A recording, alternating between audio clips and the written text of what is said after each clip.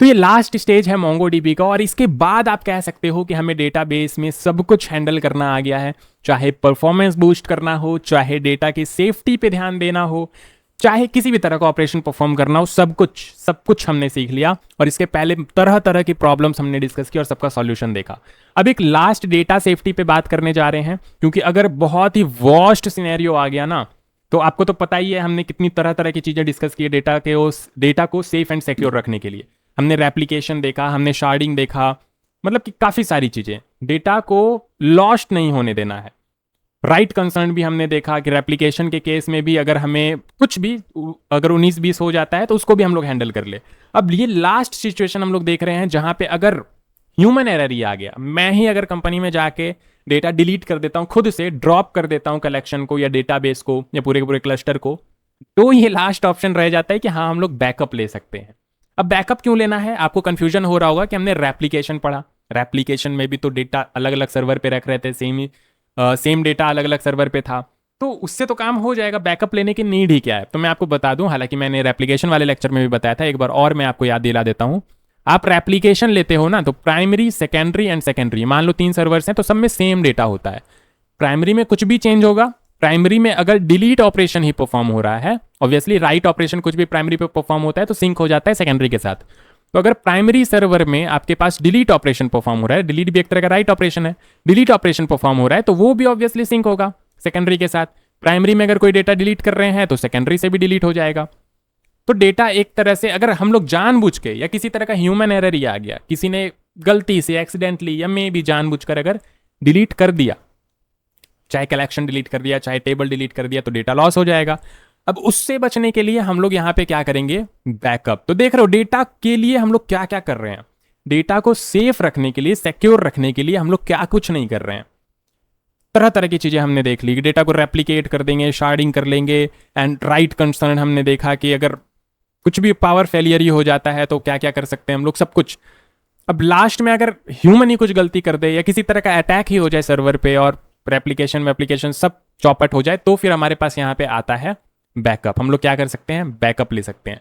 Developer मान लो यहाँ पे उसने रन कर दिया db.users.drop, users.drop यानी कि कलेक्शन ड्रॉप हो रहा है, या टेबल डेटाबेस ही पूरा का पूरा ड्रॉप कर दिया। टेबल में कह रहा हूँ, टेबल तो एसक्यूएल में होता है, तो या तो कलेक्शन पूरा का पूरा ड्रॉप कर दिया उसने, या फिर पूरा का पूरा डेटाबेस ही ड्रॉप कर दिया, या फिर किसी तरह का सर्वर क्रैश हो। सर्वर क्रैश अगर होता है तो ऑब्वियसली रेप्लिकेशन से हम लोग काम चला सकते हैं। लेकिन मान लो बाई चांस, बहुत ही वर्स्ट केस, सारे के सारे सर्वर क्रैश हो गए, प्राइमरी भी और सेकेंडरी 2 थे वो भी सब क्रैश हो गए, और जितने भी सर्वर थे सब क्रैश हो गए एक साथ, या हार्ड डिस्क फेलियर हो गया, या किसी तरह का साइबर अटैक ही हो गया, या फिर क्लाउड इंस्टेंस ही पूरा का पूरा डिलीट हो गया, तो इस केस में आपके पास एटलीस्ट एक बैकअप रहेगा।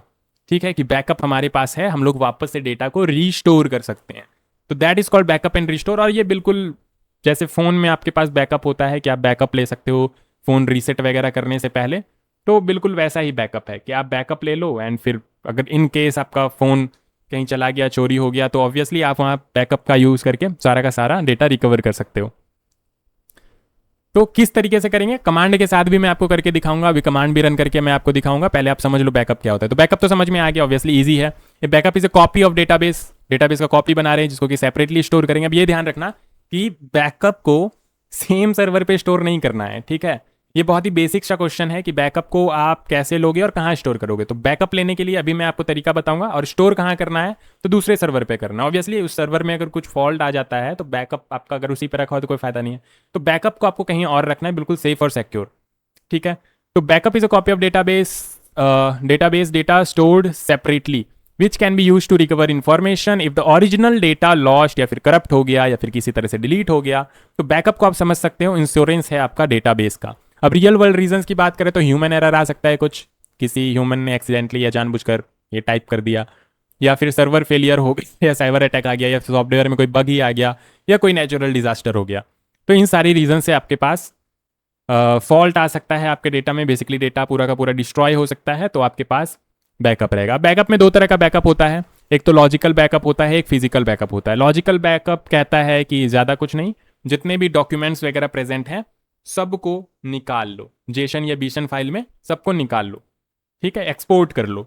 और फिजिकल बैकअप कहता है कि पूरा का पूरा फाइल, मोंगोडीबी का जितना भी इंटरनल सिस्टम होता है, चाहे जर्नल हो, कलेक्शन हो, और डेटाबेस हो, पूरा का पूरा क्लस्टर, पूरा का पूरा फाइल, पूरा का पूरा डेटा उस स्नैपशॉट पे जो भी चल रहा है, एक करंट इंस्टेंट पे जो भी चल रहा है मोंगोडीबी के अंदर, हमारा जो बेसिकली डेटाबेस हमने क्रिएट किया, ये डेटाबेस है हमारा, तो इसके अंदर जो भी चल रहा है, जितनी भी छिड़खानियां चल रही हैं, एक पर्टिकुलर टाइम पे सब कुछ वो जो फाइल के अंदर है वो पूरा का पूरा फाइल ही फिजिकली बैकअप ले लो, ठीक है। और लोकल बैकअप कहता है कि सब कुछ नहीं, सिर्फ और सिर्फ कलेक्शन के अंदर जो भी डॉक्यूमेंट्स वगैरह है उसका बैकअप ले लो। तो बड़ा ही सिंपल है, मैं आपको लोकल बैकअप लेके दिखाता हूँ, बाकी फिजिकल बैकअप तो आप समझ ही गए हो।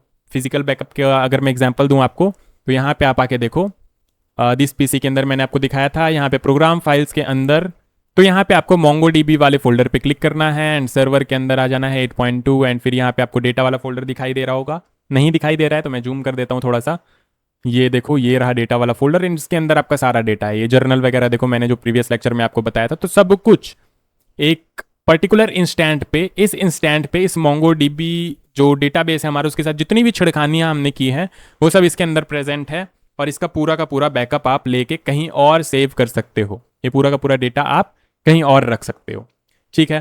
तो ये तो हो गया आपका फिजिकल बैकअप।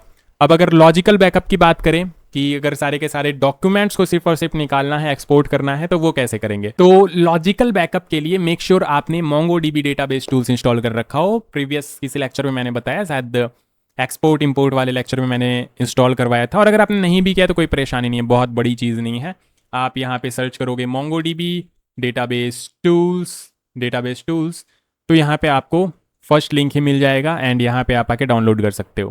थोड़ा सा वेट कर लेते हैं, ये ओपन हो रहा है, अरे जल्दी से हो जाओ ओपन।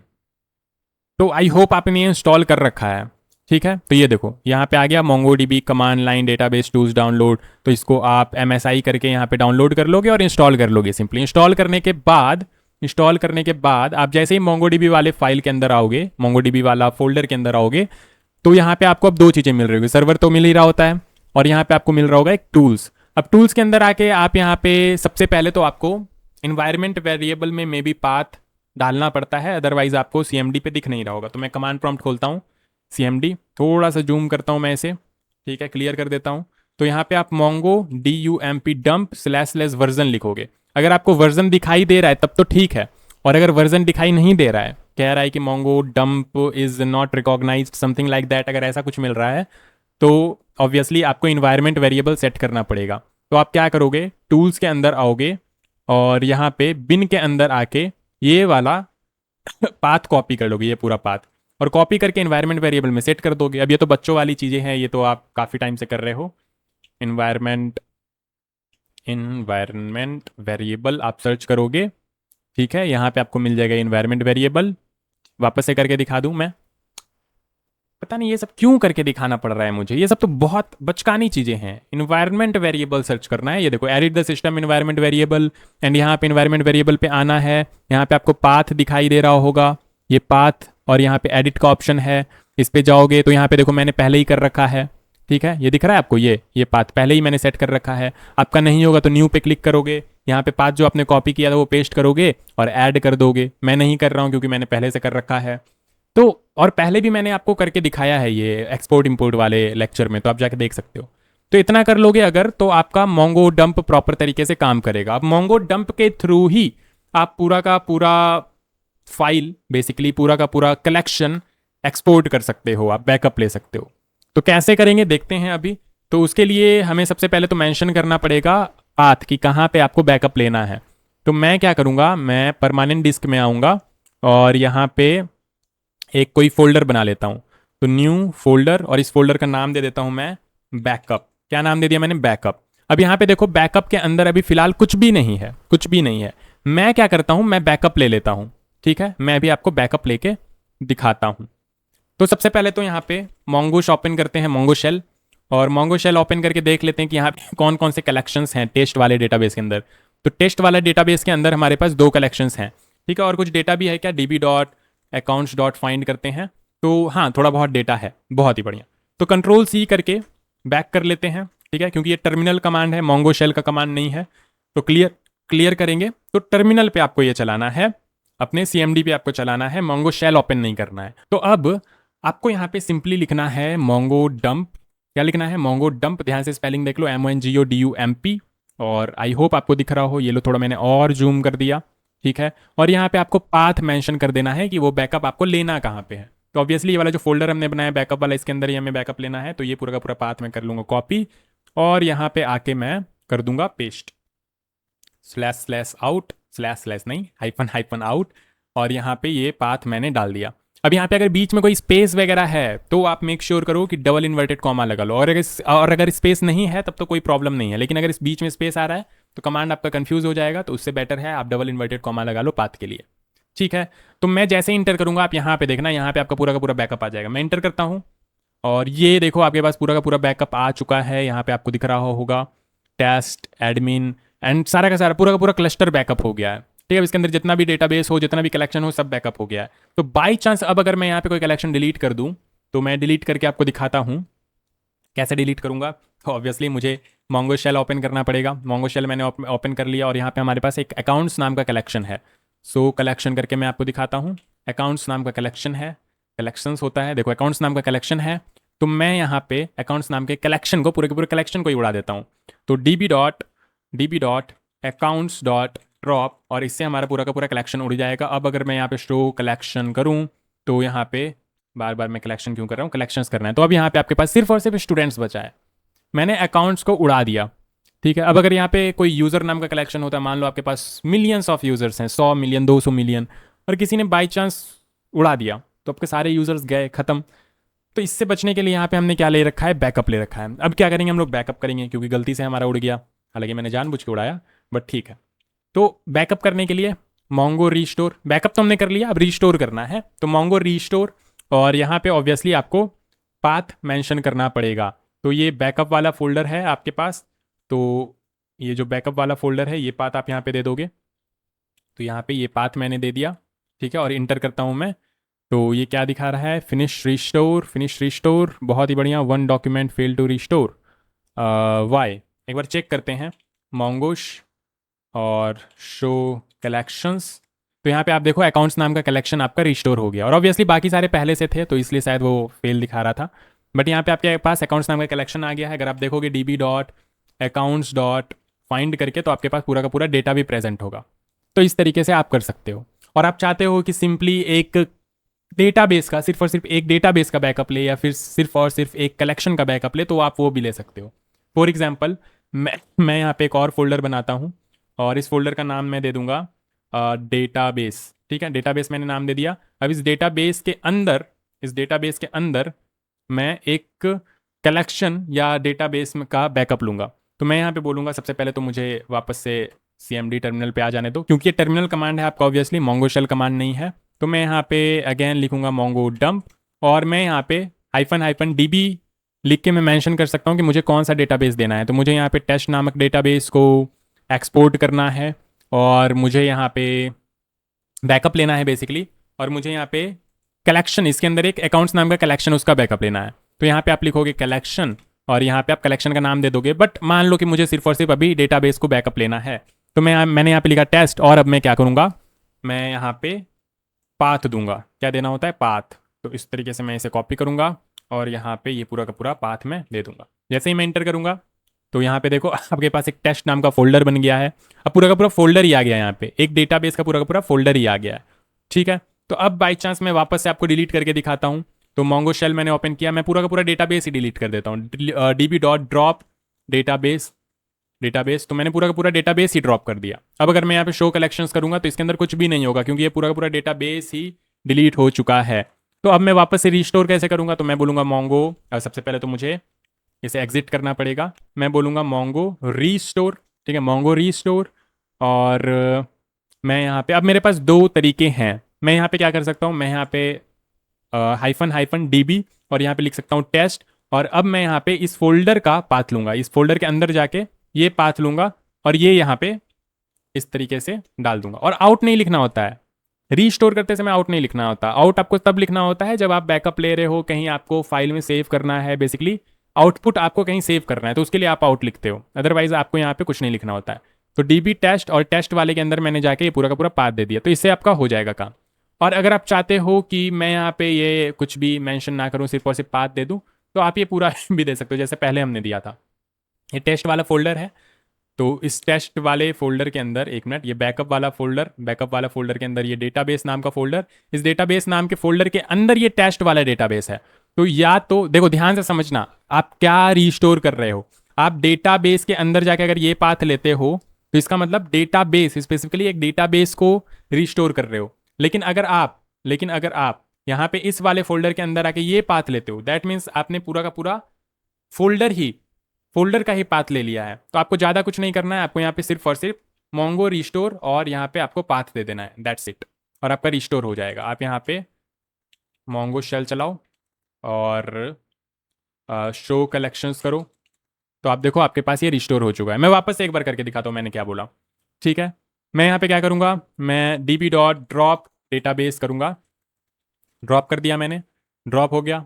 अब मैं क्या करूँगा, अब मुझे रिस्टोर करना है, तो मोंगो अभी मैं आपको दिखा देता हूँ शो कलेक्शंस करके, तो यहाँ पे ऑब्वियसली ड्रॉप हो चुका है। तो मोंगो रिस्टोर में करता हूँ। अभी मैंने ये पूरा का पूरा पाथ दे दिया था, ये पूरा का पूरा जो फोल्डर है डेटाबेस का वही पाथ दे दिया था। अब मुझे स्पेसिफिकली ये टेस्ट डेटाबेस रिस्टोर करना है, तो इस टेस्ट डेटाबेस का मैं पाथ दूंगा यहाँ पे, और मैं यहाँ पे लिखूंगा -db और उसका नाम टेस्ट। अब मुझे ये पाथ यहाँ पे आपको देना होगा, ठीक है। तो जैसे ही मैं एंटर करूँगा तो कुछ परेशानी आ गई है। मोंगो रिस्टोर db टेस्ट और सब कुछ तो सही है, परेशानी क्या हो गई? अच्छा, आई एम सो सॉरी, मैं इसे मोंगो शेल पे चला रहा हूँ, मुझे यहाँ पे चलाना था, ठीक है। तो मैं यहाँ पे चला देता हूँ मोंगो रिस्टोर, और ये वाला जो पाथ है ये यहाँ से कॉपी करो, यहाँ पे आ जाओ, यहाँ पे, और db टेस्ट और ये पाथ दे दो, ठीक है। इंटर करते हैं तो अभी देखो ये वापस से रिस्टोर हो गया, 3 document successfully restore, 0 document failed, बहुत ही अच्छा। तो मोंगो शेल ओपन करते हैं, वापस से cls करते हैं और शो कलेक्शंस करते हैं, तो ये देखो वापस से आपके पास ये आ चुका है। तो आप तरह तरह की चीज़ें कर सकते हो। क्या क्या कर सकते हो, आप यहाँ पे कह सकते हो कि मुझे पूरा का पूरा क्लस्टर ही बैकअप में लेना है, तो मोंगो डंप पूरा का पूरा क्लस्टर बैकअप हो जाएगा। बाकी आपको पाथ देना है यहाँ पे इस तरीके से, तो पाथ दोगे आप, आपका पूरा पूरा क्लस्टर बैकअप हो जाएगा। आपको सिर्फ और सिर्फ डेटाबेस का बैकअप लेना है, तो मोंगो डंप db मेंशन कर दोगे टेस्ट। अगर आपको कलेक्शन का बैकअप लेना है इस तरीके से कलेक्शन, और कलेक्शन में मेंशन कर दोगे अकाउंट्स, और बाकी पाथ तो मेंशन करना ही है। उसी तरीके से अगर आपको रिस्टोर करना है तो ध्यान में रखना है, मोंगो रिस्टोर क्या रिस्टोर कर रहे हो, पूरा का पूरा रिस्टोर कर रहे हो, ठीक है। डेटाबेस सिर्फ और सिर्फ एक डेटाबेस रिस्टोर करना है, तो db टेस्ट, और डेटाबेस के अंदर जाके वो पूरा का पाथ देना है, ऐसा नहीं कि बाहर वाले पूरे के पूरे फाइल का या फोल्डर का ही आपने पाथ दे दिया है, ठीक है। कलेक्शन, तो यहाँ पे इस तरीके से कलेक्शन, और ऑब्वियसली आप उस फोल्डर के अंदर जाके वो पाथ दे दोगे तो आपका यहाँ पे काम कर जाएगा, कलेक्शन, और कलेक्शन का नाम दे दोगे। तो इस तरीके से आप रिस्टोर कर सकते हो। हालांकि ये कलेक्शन वाला मैंने ट्राई किया नहीं है कभी, स्पेसिफिकली एक कलेक्शन को रिस्टोर कर रहे हैं, पूरा का पूरा डेटाबेस का ही यहाँ पे बेसिकली हम लोग बैकअप ले लेते हैं और उसको रिस्टोर कर लेते हैं। तो बाकी आप कलेक्शन के लिए ट्राई करके देखना, स्पेसिफिकली एक कलेक्शन के लिए यूज़र नाम के कलेक्शन या डिफरेंट कलेक्शंस आप बना के ट्राई करना। तो ये हो गया आपका बैकअप, बहुत ही छोटा सा प्यारा सा लेक्चर था और ये कंप्लीट हो गया। थोड़ा सा मैं और आपको बता दूं यहाँ पे, तो लॉजिकल बैकअप, फिजिकल बैकअप तो आपको समझ में आ गया। लॉजिकल बैकअप में हम लोग पूरा का पूरा एक्सपोर्ट कर रहे होते हैं डॉक्यूमेंट्स को, और अगर आपने ध्यान से देखा हो, मे बी आपने ध्यान से नहीं देखा, मैं आपको दिखा देता हूँ। अगर आपने ध्यान से देखा हो तो यहाँ पे आपको बैकअप के अंदर जो मिल रहा है डेटा टेस्ट के अंदर, ये देखो बीसॉन में मिल रहा है, तो बीसॉन फॉर्मेट में पूरा का पूरा एक्सपोर्ट कर रहा होता है, और इंपोर्ट करने पे ऑब्वियसली वो नॉर्मल हो जाएगा, आपको उसी तरीके से दिख रहा होगा। तो इंटरनली तो बीसॉन पे ही काम करता है मोंगोडीबी, आपको पता है, तो ये भी ध्यान रखना, ठीक है। तो लॉजिकल बैकअप समझ में आ गया। फिजिकल बैकअप मैंने आपको बता ही दिया, पूरा का पूरा एक स्नैपशॉट ले लेंगे करंट इंस्टेंट पे, वो पूरा का पूरा फोल्डर फाइल ही कॉपी कर लेंगे, पूरा का पूरा फिजिकल बैकअप ले लेंगे, तो उसके अंदर इंटरनली जो भी चीज़ें हो रही होंगी, जितने भी जर्नल्स वगैरह प्रेजेंट होंगे, सबका बैकअप आ जाएगा। तो मोंगोडीबी इंटरनली एक तरह समझो पूरा का पूरा जो क्लस्टर डेटाबेस जिस पे हम लोग काम कर रहे हैं, उसके इंटरनली एक्सटर्नली जो भी काम हो रहा है, डेटा है, उससे रिलेटेड कुछ काम है, जर्नल्स वगैरह सब कुछ एक करंट एक उस इंस्टेंट पे हम लोग पूरा का पूरा स्नैपशॉट ले लेंगे, ठीक है। तो ये हो गया आपका बैकअप एंड रिस्टोर। अब परफॉर्मेंस ट्यूनिंग की बात करें तो मैंने आपको पहले ही बता रखा है, याद करो वो दिन जब मैंने आपको बताया था यहाँ पे कि आप यहाँ पे कलेक्शन स्कैन, IX स्कैन देख सकते हो कि कलेक्शन स्कैन हो रहा है या फिर इंडेक्स स्कैन हो रहा है, कब कलेक्शन स्कैन जरूरी है, कब इंडेक्स स्कैन जरूरी है, किस सिचुएशन में आपको इंडेक्स स्कैन करना ही चाहिए, कलेक्शन स्कैन नहीं करना चाहिए। तो तो इस तरीके से आप डॉट एक्सप्लेन लगा के, एग्जीक्यूशन स्टैट्स लगा के आप देख सकते हो कि आपका कलेक्शन स्कैन हो रहा है या आई एक्स स्कैन हो रहा है, और कब आपको कलेक्शन स्कैन को आई एक्स स्कैन में बदलना है, किस तरीके से बदलना है, ये सब मैंने आपको बताया था। प्रोजेक्शन भी मैं आपको बता चुका हूँ, पेजिनेशन भी मैं आपको बता चुका हूँ प्रॉपर तरीके से। तो ये सारी की सारी चीज़ें हम लोग परफॉर्मेंस ट्यूनिंग के लिए कर रहे होते हैं। ऑब्वियसली पूरे पूरे कलेक्शन को स्कैन करना थोड़ा मुश्किल है, तो अगर इंडेक्सिंग करते हैं हम लोग तो आराम से स्कैन किया जा सकता है, बहुत ही कम टाइम में आपका स्कैन हो जाएगा। और एग्जीक्यूशन स्टैट्स से आप पूरा का पूरा चेक कर सकते हो कि कितना टाइम लग रहा है, नहीं लग रहा है, तो उस हिसाब से आप अपने परफॉर्मेंस को ट्यून कर सकते हो। फिर उसी तरीके से प्रोजेक्शन, सारा डेटा निकालना, उससे बेहतर है जो इंपॉर्टेंट डेटा है वो निकाल ले।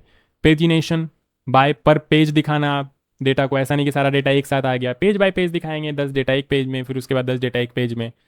तो इस तरीके से परफॉर्मेंस ट्यून आप कर सकते हो, परफॉर्मेंस बूस्ट कर सकते हो, और ये सब कुछ मैंने बता रखा है पहले से, ठीक है। तो मैंने कुछ भी मिस नहीं किया है। MongoDB आपका कंप्लीट पूरे तरीके से कंप्लीट हो गया, कुछ भी मिसिंग नहीं रहा MongoDB में। बिल्कुल इंडस्ट्री स्टैंडर्ड हमने कंप्लीट किया है, MongoDB इंडस्ट्री स्टैंडर्ड हमने मेंटेन किया है। आप कह सकते हो कि बिल्कुल प्लेसमेंट ओरिएंटेड MongoDB का कोर्स रहा है ये, कि आप अगर सिंपली डेटाबेस के ही इंटरव्यू में बैठे हो और MongoDB से रिलेटेड सवाल जवाब किया जा रहा है आपसे, तो आप पीछे बिल्कुल नहीं हटने वाले हो, क्योंकि आप उस सिचुएशन में इंटरव्यूअर से ज़्यादा जान रहे होगे। काफ़ी सारी चीज़ें मैंने आपको बताई है, इतना तो एक्सपेक्ट भी नहीं कर सकते हो कि आप इंटरव्यूअर आपसे इतने डिटेल में जाके पूछेगा, बट मैंने आपको बता दिया है, ठीक है। तो आई होप मज़ा आया होगा इस कोर्स में। बाकी मुझे पता है कि काफ़ी सारे लोग बीच में ही स्किप कर गए होंगे, यहाँ तक पहुँचे भी नहीं होंगे, क्योंकि स्टार्ट बहुत से लोग करते हैं लेकिन एंड तक बहुत कम लोग पहुँच पाते हैं, 10% मुश्किल से, ठीक है। तो मैं अगर ये पूरा का पूरा मैं जो प्लेलिस्ट है इसको मैं कंबाइन करके एक सिंगल वीडियो में बना दूं, जो कि मैंने पहले भी बनाया है, जावास्क्रिप्ट में भी मैंने किया है, रिएक्ट में भी किया है, तो उसमें मैंने काफ़ी सारे कमेंट्स देखे हैं। स्टार्ट तो बहुत लोग कर रहे होते हैं, अगर 400-500 कमेंट्स हैं स्टार्ट करने के, तो एंड करने के सिर्फ और सिर्फ मुश्किल से 10-15-20 कमेंट्स इतने ही होते हैं कि मैंने एंड कर लिया, ये इस डेट में मैंने एंड किया है और बहुत मज़ा आया। तो अगर कंटिन्यूसली आप फॉलो कर रहे हो जैसे जैसे वीडियोस आ रहे हैं, तो ऑब्वियसली आपको थोड़ा बहुत लेट हो गया कोर्स में, लेकिन जो कोर्स पूरा का पूरा कंप्लीट होने के बाद देख रहे हैं और फिर भी यहाँ तक नहीं पहुँच पाए हैं, दैट मीन्स कंसिस्टेंसी नहीं है और आप प्रॉपर तरीके से फॉलो नहीं कर पा रहे हो किसी भी एक कोर्स को, तो ऑब्वियसली आप पूरी तरीके से सीख नहीं पाओगे इस सिचुएशन में। तो मेक श्योर कि आप जो भी कोर्स स्टार्ट कर रहे हो उसको एंड करने की हिम्मत रखो, तब जाके आप कहीं अच्छे जगह प्लेस हो पाओगे, अदरवाइज कोई फ़ायदा नहीं। अगर आप आधा अधूरा कुछ भी पढ़े जा रहे हो, एक चीज़ 2 चीज़ 10 चीज़ आप पढ़ लो आधा अधूरा, कोई फ़ायदा नहीं है, कहीं भी आपको प्लेसमेंट नहीं मिलेगा। वहीं अगर आप एक चीज़ प्रॉपर तरीके से मास्टर कर लेते हो तो ऑब्वियसली आप उस फील्ड में जा सकते हो, ठीक है। तो MongoDB खत्म हो गया और अब हम लोग स्टार्ट करेंगे Node.js एंड InterviewJS। तो फिर मिलते हैं नेक्स्ट लेक्चर में, तब तक के लिए बाय बाय।